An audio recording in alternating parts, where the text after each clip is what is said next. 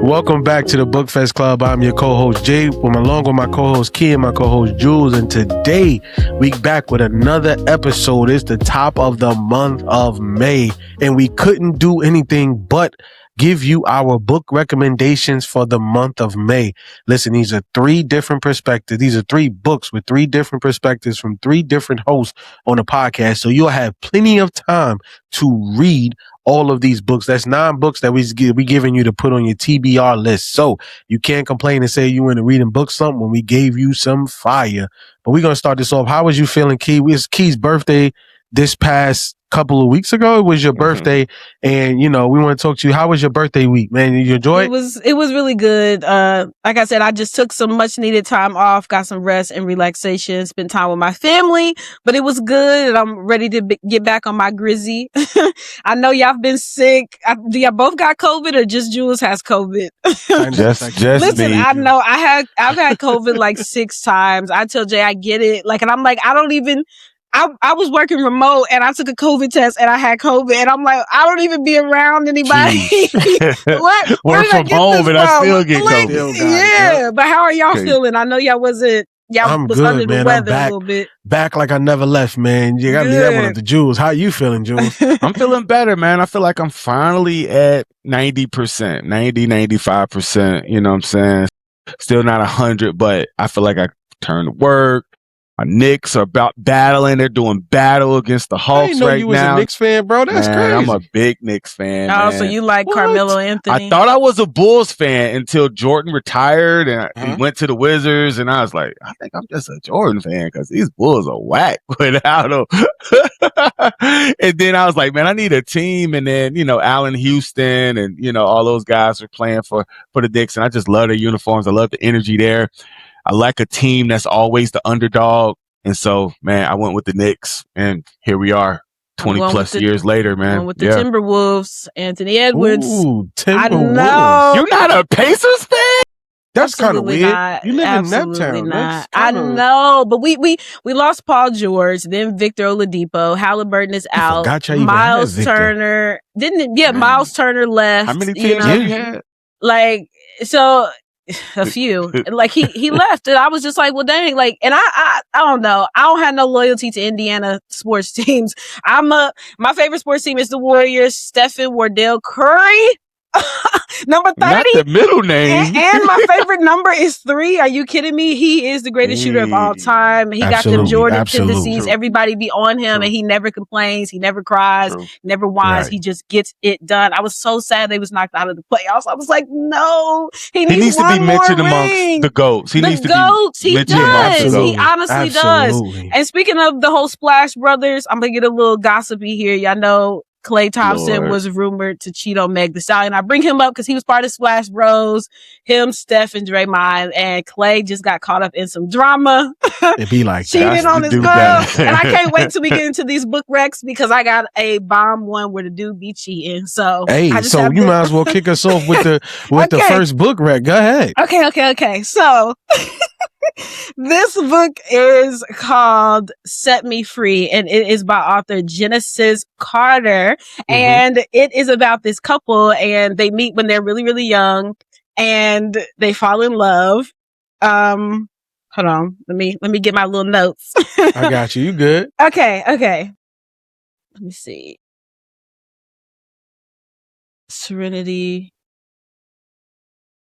Okay, so Serenity and Creed, they meet when they're in college. He's a basketball player. She is the heiress to this $1 billion company. They both have people already, but they meet, they fall in love, and he does what men do, and he cheats on her after 2 years with his old girlfriend. That was a crazy statement. That was... He cheats on her. He really does. But what I really, really loved about this story, why I said you would love it if you like parachutes by Takira Allen, is that it ultimately is a story of redemption. I don't forgive men who cheat in books very often. I really don't. The only one that I don't forgive Naheem. I don't forgive Denny from Devout by Takira Allen. And I'm gonna be honest, I didn't really forgive Creed. But what I love about this story was it showed parenting. I love co-parenting. That's a really big thing for me. seen that with Before I Let Go with Josiah and Yasmin. I love people who can co-parent, and Creed and Serenity co-parent very well. I love the fact that the author created a story where a Black woman was an heiress to like $1 billion company. We talked about Jaquel. She elevates, and the Delgados are luxurious. They have all this stuff. Same thing with Serenity. I mean, her family runs $1 billion conglomerate. And I really just like books about Black excellency. And that's what I really loved about it. Like I said, he cheats. Do all men cheat? No, but that fictional man did. And did I forgive him? Not all the way, but like I said, it's a story of redemption, a story of co-parenting. It's a story of love. There's issues that Serenity is going through with her mother. I feel like Black women can relate to that. You know, mothers tend to coddle their sons, and they are so hard on their daughters. And there's a little bit of that in this book. So I think Black women would really resonate, and I think you guys would honestly love it. Support Black authors, support Black women, and don't cheat. Like the dude did in this book. Well, the slacks on. What's your first book, Drew? That's crazy. Again, just like Jay, my first book. It's not a Black book. It's okay. That's okay. But it's a book that I like. I'm gonna just put out a disclaimer. These books that I'm recommending for the month of May is for those that's looking to really up their game during the summer, going into the summer. I'm going to give you the books for you to blow your business up in whatever the business may be. And so this book is called The Brand Gap by Marty Neumeier. And this book is for anybody that's building a big business, small business, podcast, personal brand, church platform, YouTube channel, a movement. Heck, it teaches you that branding is not your logo. A lot of people think branding is just your logo, right? It's not just your logo. Branding is the feeling that people get when your name comes up. Yeah. This guy's philosophical. Go ahead, he right? Is. And so most people think a brand is what they design. You know, in this book, I love this book because this book teaches you a brand is what people decide, not what you decide. And let's back to your little logo. All right. Your logo is not your brand. Your colors are not your brand. Your brand is your reputation with clothes on. Wow. Right. And so The Brand Gap, this book is for entrepreneur who keeps changing their flyer, but never fix the feeling. Right. That's who this is for. This book will make you stop asking this one question. Do I look professional? And it's going to make you start asking this question. Do people trust me? Right. And so I love this book because it makes the entrepreneur, it makes that small business owner become curious. And Marty Neumeier, he basically says your brand is not what you say it is. It's what they say when you leave the room. What are people saying about you? What are people saying about your business, your podcast, your YouTube channel when, you know, they log off, when they walk out of your business establishment, you know, when they finish looking at one of your videos? What are people saying? Some businesses are not losing customers because they have a bad product, right? They're losing customers because their message is super blurry. And I'm a nerd when it comes to this stuff. I love brand. I love trying to build a brand. And I know that it's more than a logo. And sometimes I try to put it in the box and make it just a logo, but it's not. And so this book is a mirror for anybody who businesses look good, but doesn't feel clear. You're still not clear on who you are as a business, and the brand should not need 10 minutes to explain. If it's taking you 10 minutes to explain your brand and people can't repeat it, they probably won't remember it. Yep, I agree. Absolutely. They probably won't remember it. So it's all about clarity. Clarity is currency, and confusion is expensive. Your brand is not your logo. Your brand is the rumor people spread about your business. That's your brand. And so that's the book, man. Marty Neumeier, The Brand Gap. That's my first rec for the month of May. I want to get that book, bro. Because we got our own brand, and we could apply that. Yeah, we need to apply that to our brand as well. I like what you said is what people say around, like, you know, your brand is what people say on the out. That's dope, bro. That's dope. And it's real too. Because we just went through an interview where we had, and now there's people who saying they can't stop watching us, you know, and shout out to y'all. They saying that this is the first time they're seeing us, you know, and it's like, we didn't say anything. We just did the work, and it kind of just fluctuated out. So what you're saying is absolutely correct. Yep. I Key, agree. what's your second thought? Okay. What's your Okay. second, Oh joke? my gosh. I cannot wait to talk about this. This is called Vicious. It's a series. It's by author V.E. Schwab. This book is perfect for my Marvel fans out there. You know how Professor X and Magneto, they were friends. They're like two sides of the same coin, right? You know, Magneto is like, mutants deserve to rule the world. Forget the muggles. I love you know? Magneto. Literally. And Professor X is just kind of like, no, we can live in peace. We can chill. We can be chill. This is the book for you. This book is about Eli and Victor, best friends. They're med school students, and they try an experiment. Can you create an unnatural? Can you create somebody with power, with the right amount of adrenaline, a near-death experience, and with the right motivation to come back to life? Can you create someone with superpower? They crack the code, and now they're at opposite sides. One of them has the power to control pain.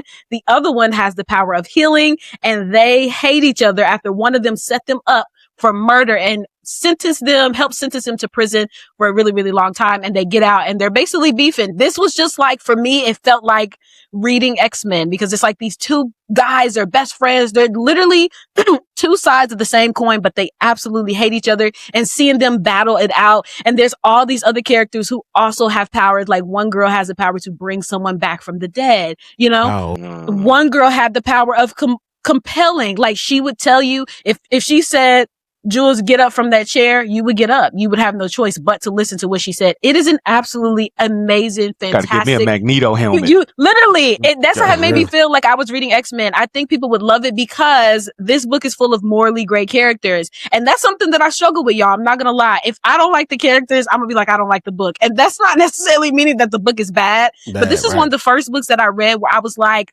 this character is bad, but he does good stuff. And this one is good, but he does bad stuff. It was absolutely amazing. I rated it a 5 out of 5 stars. And like I said, the fun doesn't stop with just this book. It's a series, and it has like these spin-off series and the prequels before it. It's like this whole universe. So I think V.E. Schwab did her big one with this book, with this series. I will be reading the second book soon, but I cannot wait to talk about it because it's one of my favorite books of 2026. So it's a really good one. You gotta send me that book, yo. But I just absolutely feel like Professor X only wanted peace because he ain't had no legs. He was mad at Magneto. But why did he not have no legs? Because of Magneto. Don't matter. Because of Magneto. Don't matter, son. That's why he wanted peace. The second book I'm coming with, man. I gotta keep it in the side. I think last time we did this, I recommended Crave. So I'm gonna recommend Crush, right? This is the second book in the Crave paranormal romance, right? If you read Craves and you know at the end what happens to Grace. I can't spoil it for you because I don't want to ruin it for you, but you know what happens to Grace at the end of that. We get the return of somebody, and Grace has to walk around now knowing who she is and what she is. Yes. As the plot thickens, the vampire courts, which is Jackson and his brother's cousins. father, come through. And they basically coming through to see what Grace is about, right? But in the midst of them coming back, they like, nah, we got to put her to test. You know, we got to see if she's a human or if she's really you know what? You know what I'm saying? And we got to see, she got to see what she is. So they put her in this ludicrous games, right? They win the first ludicrous games. We get to see Flint mom, who's holding Flint as a dragon. And we get to see Flint mother, who's holding the thing that's as hot as the sun. And she's just had it in her hand. So we get the first ludicrous games, right? But Simon is like, no, Simon is who is, what's the name's father, Jackson and Vision's father. And he's like, nah, I don't think this is enough. She got to participate in the ludicrous game by herself against a pack of wolves. And let me tell you something. Y'all thought Drake was getting jumped in the 20v1. This is the real 20v1 right here, where she's going at it with everybody. You know what I'm saying? And there's another cliffhanger at the end of the book. But it's a lot that's going on in this book, man. And if you definitely need another paranormal book to get you into that fantasy feel, you gotta try your hands at Tracy Wolf's Crush series, the second book in the Crave installment. That's my second book. It's on you, Jules. By the way, Drake's album comes out May 12th. May 15th. May 15th. May 15th. Okay, May 15th. I spent, baby. Hey, real quick. All right, hey, just real quick, look at my shoulders. What's your son? What does that mean? He don't care. You don't It care? don't matter. He's a not like us fan. He's a not like us. You should have seen him at work What's when the kids meme? dropped not like us. He was coming I'm through joking dancing with and all y'all, that. man. Hey, the best to Drake. The best to all the Drake fans out there. All right. My second book is, y'all talking about superhumans. This guy, this author, in my mind, is a superhuman when it comes to business. His name is Michael Gerber, and the book is The E-Myth Revisited. Okay. All right. And this book that it checks every entrepreneur who ever thought that talent alone was enough. Right? You heard those ones, man. I could cook. I'm gonna go into business. Man, I'm really good with numbers. I'm gonna be an accountant. Like you think that talent is enough. It teaches you that being good at work doesn't mean that you're good at business or building a business, you know? And so I love this. This book, actually, I adopted the majority of my business philosophy from this book right here. The E-Myth Revisited. I read it several times a year. My favorite chapter is chapter 14, where they're talking about organizational charts. I know that sounds real dirty, but the way that he says do it is crazy. You write out all the job descriptions and you sign your name underneath it, every last one of them, when you first starting out, right? Because it's just you. So you wearing all these hats. And then as you learn the jobs, you delegate all the jobs off if you hire people on. And so I love this. This book will hurt your feelings if you're talented but disorganized. It's going to hurt your feelings. And so don't pick it up if you're disorganized. I'm right? A little scared. I'm going to be honest. Hey, I'm like, wait a minute.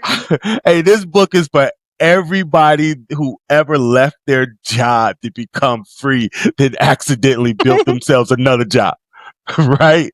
Let it be me, God. That's, man, I'm notorious for this. I'll start a business, get my LLC, get all gassed up, and I'm like, man, I thought I was starting a business. I just hired myself. I'm working hard. You know, the Michael Gerber exposes this trap. That's why they call it the E-trap, the entrepreneurial trap. You start a business, right? But now the business owns you. Yeah. And you're no longer happy. And most entrepreneurs do not need more hustle. They need better systems. And Michael really shows you how to build better systems. So if your business cannot run without you, you don't own a business yet. Yeah.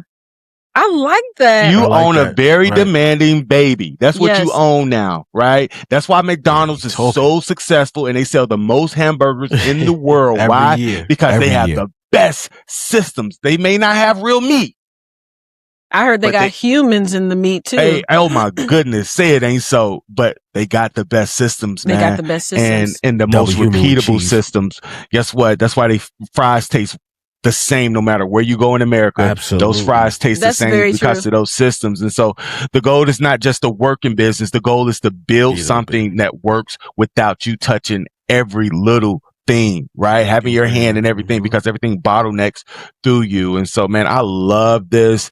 If you're an entrepreneur, if you love side hustles, if you are a service provider, if you are a vending operator like myself, if you're a content creator like we're doing right now, barber, baker, consulting, coach, no matter what it is, listen, you do not start a business to become your own overworked employee, man. Listen, pick this book up, whether it's an Audible. I love listening to it every quarter.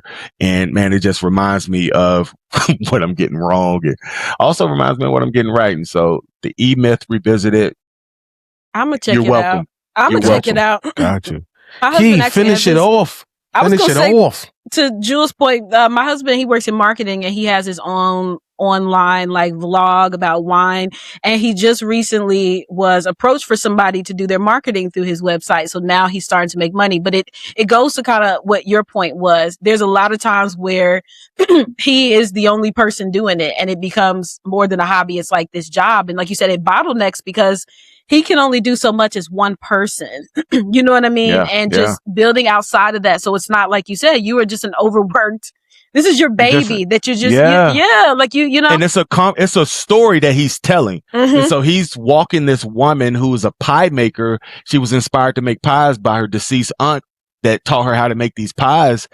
but she's burnt out on the business. Yeah. And so he's giving her game throughout the whole thing. And then it's just, man, it's so Check engaging. it out. I'm gonna get that for Michael, because I feel like and I'm gonna get that for my wife, because she just started her grant business. And wow, congratulations to grant business. So I'm Chapter 14 is your friend. Connect y'all in there, man. Key, finish it off. Okay. Us in this review. I'm so excited about this one because this author, Bianca Marie, will be at the Chicago Urban Book Festival in September. Okay. This series is called Breakfast with a Gangster. This series is so good. It's the perfect mix of, if you like Demon's Dream by L. Casey, I think that's the author's name, and the Jaquel series. In specific, the character Ace. And I thought of you guys when I read this book, because I know that Ace was one of those characters. This book tells the story of two couples, okay? And they're growing up, I don't want to say in the hood, but they live different lives. One of the girls is a stripper, one is a bottle girl,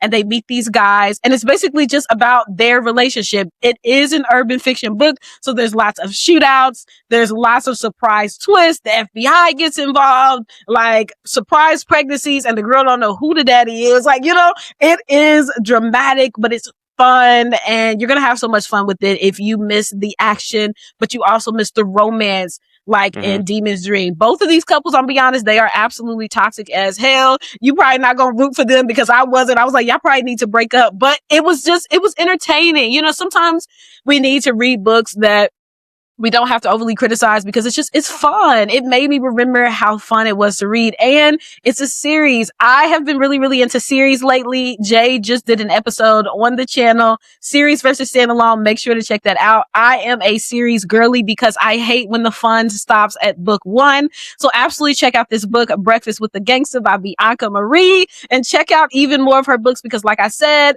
I will be at the Chicago Urban Book Festival. She will be at the Chicago Urban Book Festival, and I hope that you will be at the Chicago Urban Book Festival as well. So read her book, read this book, and read all the other authors' books, but absolutely check out Breakfast with a Gangster. You will absolutely love it, because I did. Gangster. Yes, even the title is like, it's gangster. Yeah, they meet in a restaurant. She's sitting there chilling after a night at the club, and he just got done robbing some niggas, and he sees her. He's like, "Oh, she's too beautiful. I gotta slide in." That's literally how they met. So I love this, especially for people who like Ace, because Hayes is a character. He has Ace's recklessness. Like, remember how Ace was moving in Capadonna? Glasses for full functionality. My fault. No, you're good. You're good. I was like, wait, but you know how Ace was just wilding out in Capadonna. He was like, just going crazy, doing stuff that we're all like, look, nigga, you're gonna get yourself caught up. That was Hayes, except he was smarter. So he had Ace's recklessness, but he had Capone's street smarts, if that makes sense. So yes, absolutely check out the series. Yep. I got you. And that's a nice little twist. Yeah. That is Keys 3 wrap-ups, man. I'm gonna get in my last ones real quick. My last one real quick. It's also a series. It's by Bryn Weaver, Butcher and Blackbird. It's the first in the Love trilogy. It's basically a dark romantic comedy about two rival serial killers who kill serial killers. So they're killing serial killers who are killing regular people. Yeah. And they meet up. A little bit about the book, Sloan and Rowan, which Sloan is Blackbird, and her nickname is Cold Blackbird, and his nickname is Cold Butcher. And how he meets her is she falls into a cage after killing the serial killer, and she's on her way about to die, and he was on his way about to kill the dude, and she already killed him. So when he get there, he's like, oh, he's already dead, huh? You know what I'm saying? And then they kind of form this, that's how the book opens, and they kind of form this romance, and they go through having a contest set up by Butcher's brother of who's gonna get to the next serial killer first. And in that, they wind up falling in love. And then some other things happen with some other serial killers.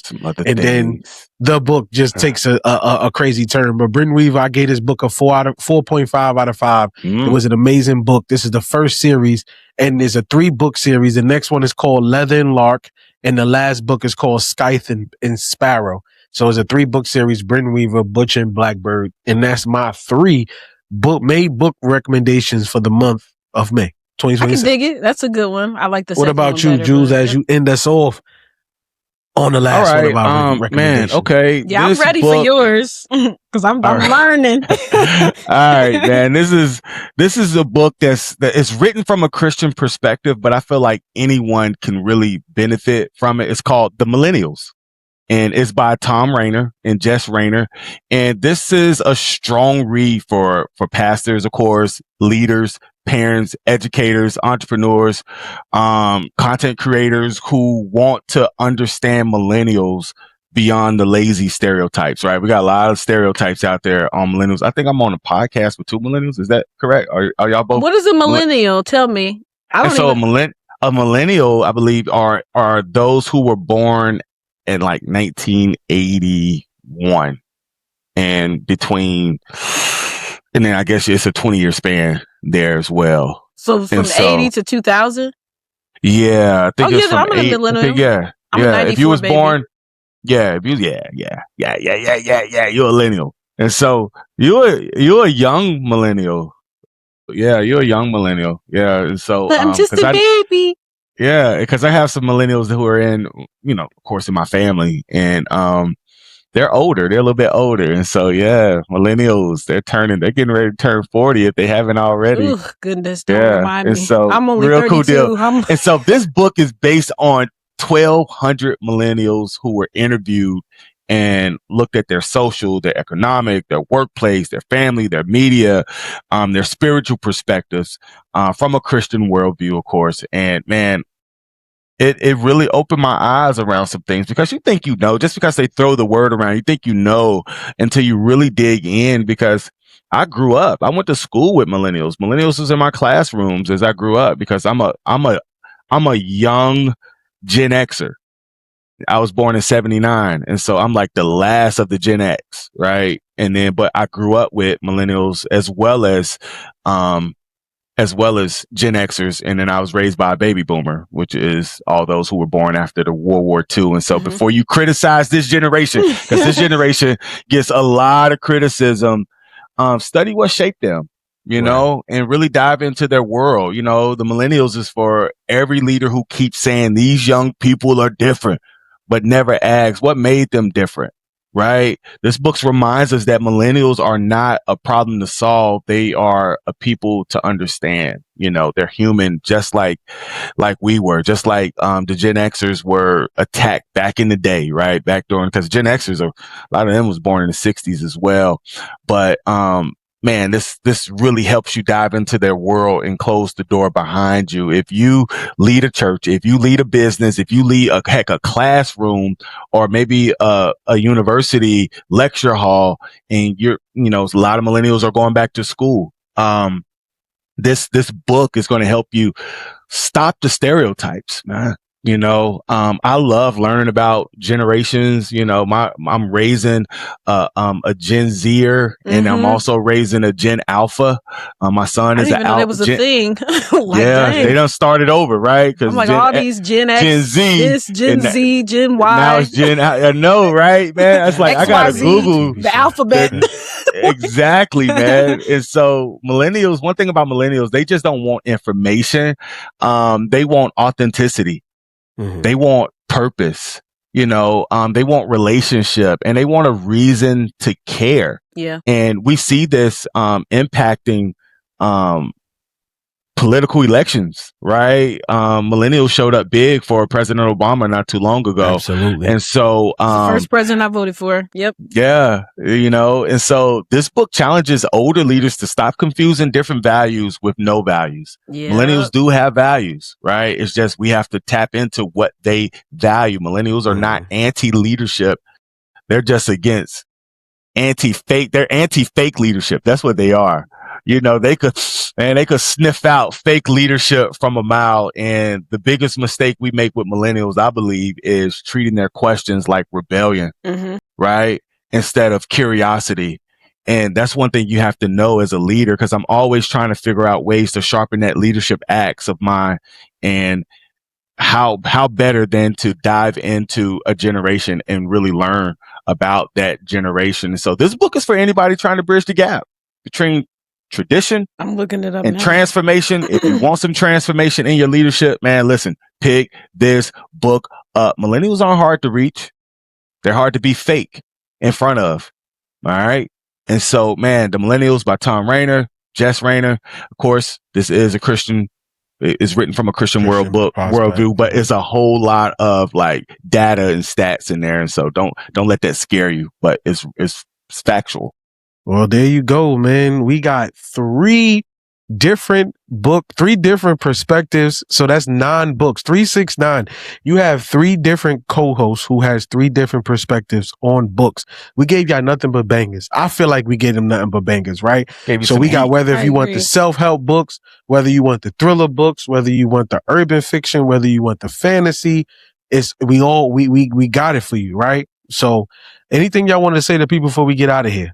Yes, my forehead looks so big. You see that? I was looking like they gonna be like, yo, God. what? I was like, is my earphones on my head? Like, dang, they're so far back. Y'all, I'm sorry. This is that forehead. Everybody in my family has a big ass forehead, but I was looking like damn, and the spotlight is right there. Yeah, but I'm smart, so it's filled with knowledge. You're a book reader. It's nothing but knowledge. Dude, you got anything to say for the people? Big forehead. Thank y'all for supporting us. Yes. That's what's up. Hey, go Knicks. All right, that's one thing. Okay. And then just kind of piggybacking off of Key, man. Like, man, like I should. Why you think I wear a hat, bro? Why you think I wear a hat? I know people be like, yo, P always wearing a hat. Top of my head, bro. I'm not about to let nobody see this slope, bro. I'm not pulling up with the top off, dog. See my dome, man. God, I was like, my earphones are so far back. Absolutely not. Well, at least we could make fun of ourselves. Y'all don't make fun of us, goddamn it. Right, we can I'll be in the comments lighting y'all up, man, talking about my head. No, sir, absolutely not. Well, this has been another episode of the BookFest Club, y'all. I'm the speaker, she's the reader, Jules the architect, man. Until next time, peace. Peace. My head looks big as hell. I was like, my earphones are so far back. Like, goodness.